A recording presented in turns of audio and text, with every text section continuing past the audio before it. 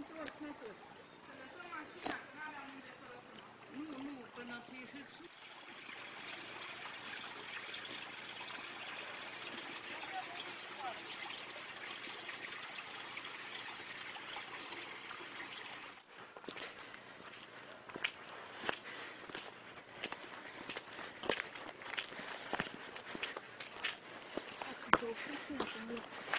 Dar de ce nu spune să lăsăm mai încolo?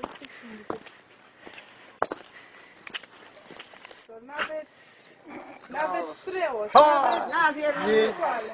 Nu. Școala nu-i încă picată, numai nu-ți copii ca să... oameni mai bătrâni, nu-s tineret să fie copii la școală.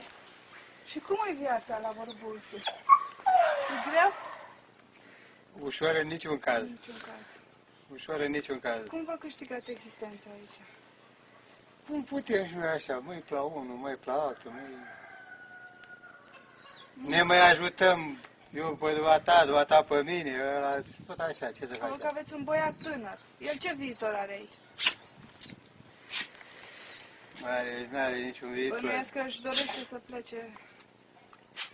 Păi, avem promisiune, că mai avem un băiat la Timișoara, e căsătorit, lucră și vrea să-l ia și pe el. Dar spuneți-mi, când a fost primarul ultima dată aici? Asta e toamnă, dar nu, ca să vă dau date exacte, nu pot. Când au venit de niște patroni ăștia, a dus să facă la biserică, să pună tabla asta. Da, dar am văzut că e închisă biserica. Nu. Păi oare închis-o că mai au materiale lăsate în nuntă. Ce am înțeles, noi am venit aici că a venit un domn de la dumneavoastră de aici din sat și se plângea că ar fi probleme, n-aveți lumină noaptea, se sparg casele. Luminat public, da, nu este. Nu. Am înțeles că aveți probleme cu oameni care cam intră prin casă. Aia la ordinea zilei. Dar tot timpul a fost așa la Vorbosu sau? Nu. Asta de la Revoluție încoace. De la Revoluție încoace s-au stricat toate. Chiar așa vă uita lumea sau?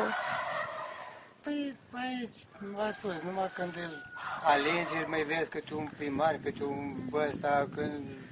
sau la... Dar așa, există vreun loc, un singur loc de muncă aici, știu, un magazin care să... Nu. Nu.